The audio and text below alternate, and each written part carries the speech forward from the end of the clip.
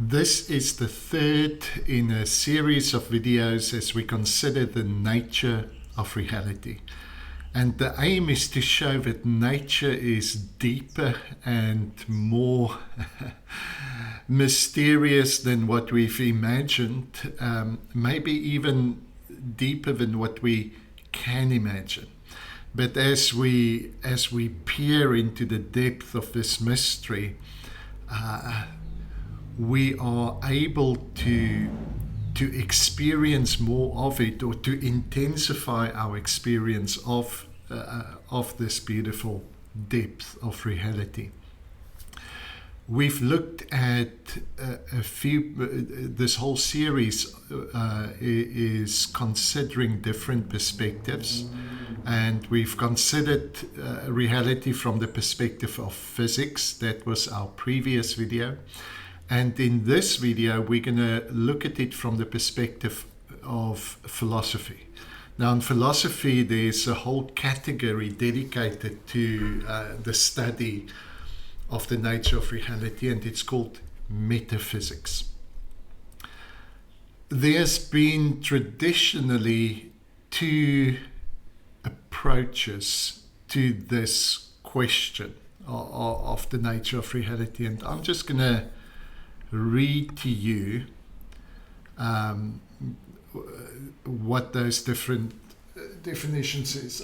I'm going to use a few books and a few quotes. I'm going to start off with this one, Processing Mimetic Reality, where I delved into those two different approaches. Let me just read this. We can take two approaches when considering the nature of reality, what exists and how to understand it. We can begin with substances and explain all activity as actions taken by these substances. That's commonly called the substance view. Or we can begin with activity and explain all substances as the results of dynamic processes, also known as the process view.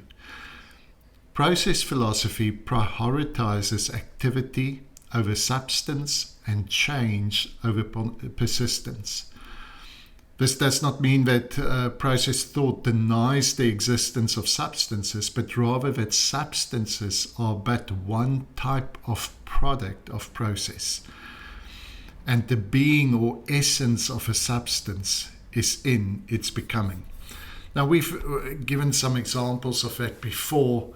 I've used the example of a plant, like a flower. We can either just kind of dissect it and analyze it to see what components it consists of, what elements it consists of. But a more complete explanation or understanding of a plant would consider the whole story, the whole history of interpretations, of development, of evolution that brought about this form. And so these events culminate into a form, a body, that contains all those interpretations. Now, the substance view, what do we mean by substance or a thing? I'm going to give you one of the definitions by Descartes, who defines a substance as an existent thing which requires nothing other than itself to exist. Now, after we've done the perspective from quantum field theory and physics in the previous video, you can see how that is rather problematic, because in reality, nothing exists apart from its connection with the whole. There's nothing that really just exists independent. quantum field theory shows us that the whole universe consists of these fields, and the distinct parts that we see are really just accumulations of energy within this field, but they cannot exist apart from the field.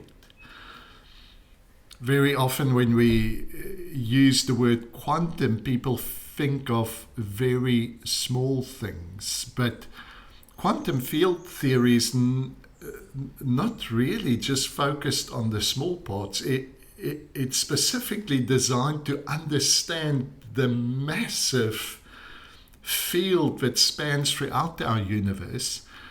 And yes, the particles and the bits of distinctness might be very small, but that only exists within the largeness of this universal flow, this universal field. So you can see how the substance view in philosophy, this view that we begin with substantial things and we explain everything that happens as actions by things, becomes problematic even in their understanding of substance as a thing that exists independent of anything else. Let me read you a little bit further. So Descartes defined the substance as an existent thing which requires nothing other than itself to exist. But process philosophy basically disagrees with this view and redefines a substance as the coming together of the whole into a microscopic perspective, a distillation of all these relationships. Previously, we also mentioned Ian McGilchrist's work on the two hemispheres and the two different ways in which humans attend to their world. I haven't made a specific video on that, but maybe neurology and psychology is another one of those perspectives that we should look at some stage. But you'll remember that the one way of attending to the world pays particular attention to distinctness, to utility. It's got to do with what is explicit. And then the other way of attending to our world has to do with understanding the whole, the relationships between everything. And you can quite clearly see how these two distinct ways of attending to our world favors either a substantialist view within philosophy or a process view within our philosophical approach.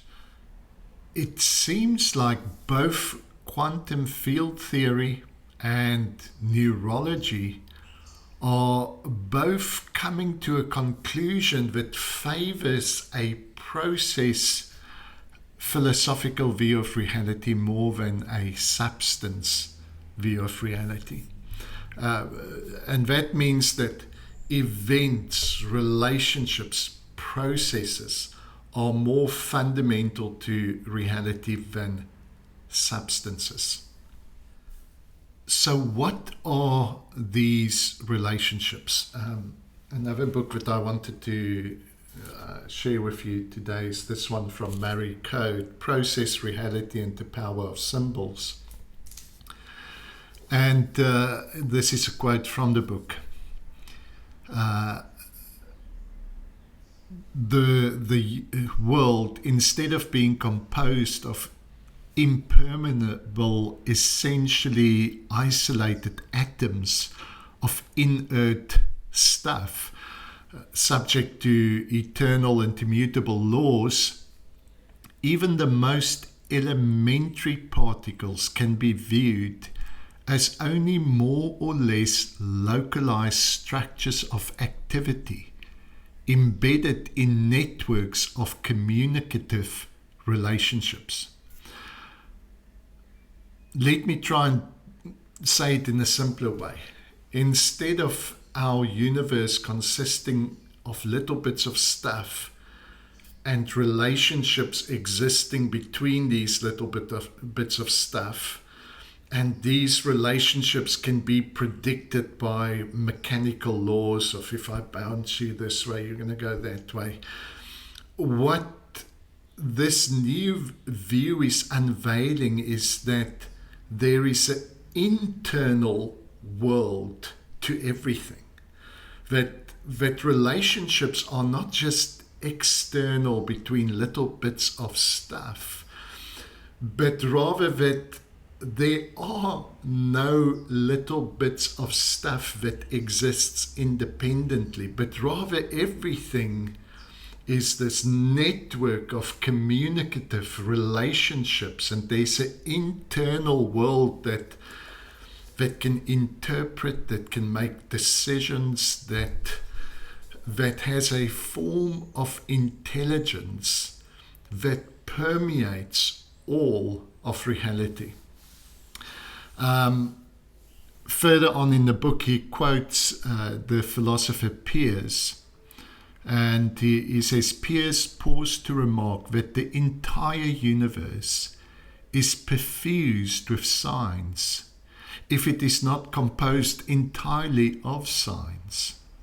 He can therefore be read as hinting at the picture of the raw universe as being a grand semiosis. Semiosis is basically the way in which signs are interpreted, in which meanings are constantly being precipitated and communicated by means of semiotic transactions involving feeling organisms.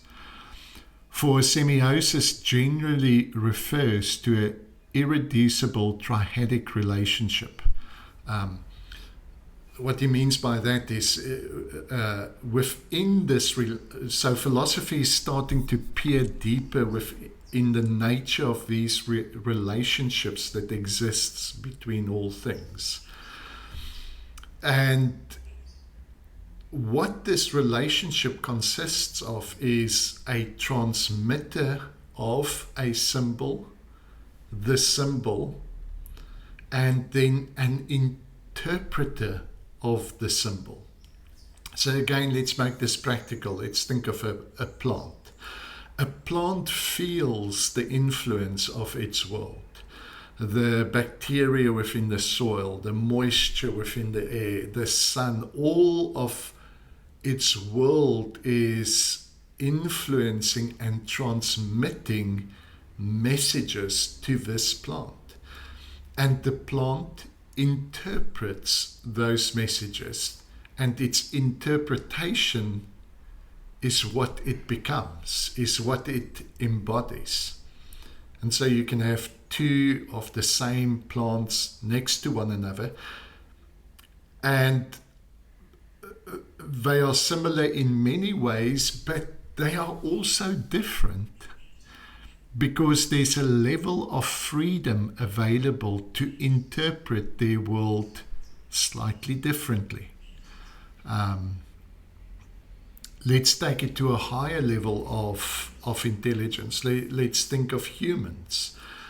You can be at exactly the same performance of an orchestra with your partner, your wife, your husband, hearing the same music, yet your experience of that music will differ slightly, sometimes dramatically, because experience itself is an interpretation of reality. And in higher forms of intelligence, there's more freedom of interpretive freedom.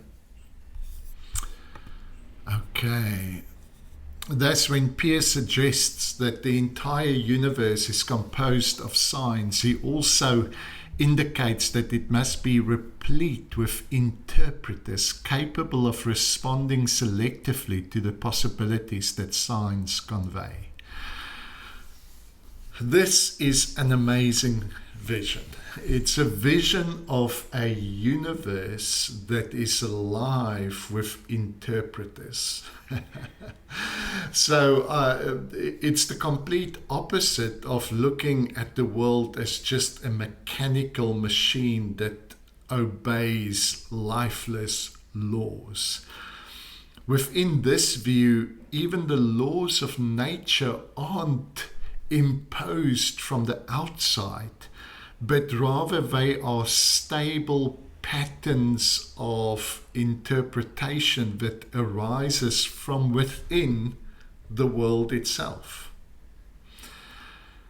And so it gives us a vision of our universe that is alive with possibilities, with interpreters, and open to novelty, to creativity, to newness. A world that is not entirely predictable, although many patterns become so stable that we can make calculations and predict things. The world also produces things that are truly new. Now, 3 billion years ago, our Earth looked very different. And if somebody did not know what they know now about the life that emerged on this planet, it would have been impossible to look at that chaotic ball of fire and water and just a violent combination of all those elements, and imagine that birds and bees and butterflies and flowers would emerge from that chaos. But the things that emerged are truly novel and unique. So this was just a very short introduction to a philosophical view on the nature of reality, and specifically the process relational view that beautifully correlates with what we saw from quantum field theory, in acknowledging that our world is a beautiful harmony of what is whole and what is distinct, that there's a connection between these seeming opposites, that there's a beautiful connection between them, and that our world is a creative advance. It's a living movement, that possibilities and meaning saturate our world rather than it just being a big mechanical machine that's just clugging along according to laws that's imposed upon it. It's a living organism that produces the regularity we see within our world from within itself. An organism that also embodies not only regularity but novelty, newness. And that's a beautiful vision with which to not only see our world but to see yourself, that you can appreciate those qualities about you that is stable and consistent, but also that there's a part of you that should always be open to what is truly new and creative. I'm excited about where this series is going, because in our next video we'll consider a theological perspective and how theology expands our appreciation of reality even further and from a new perspective than what philosophy and physics could do. Bye-bye.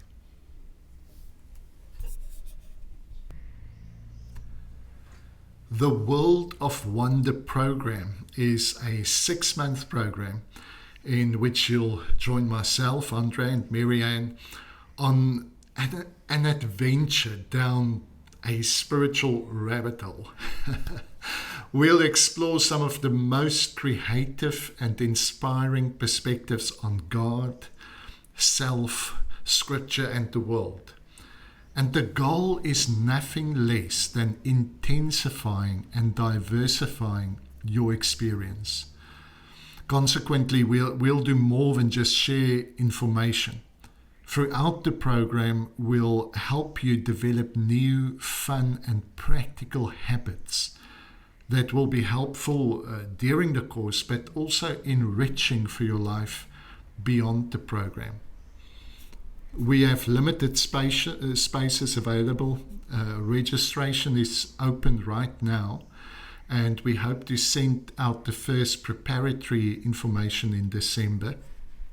The actual classes will begin on the 24th of January 2025.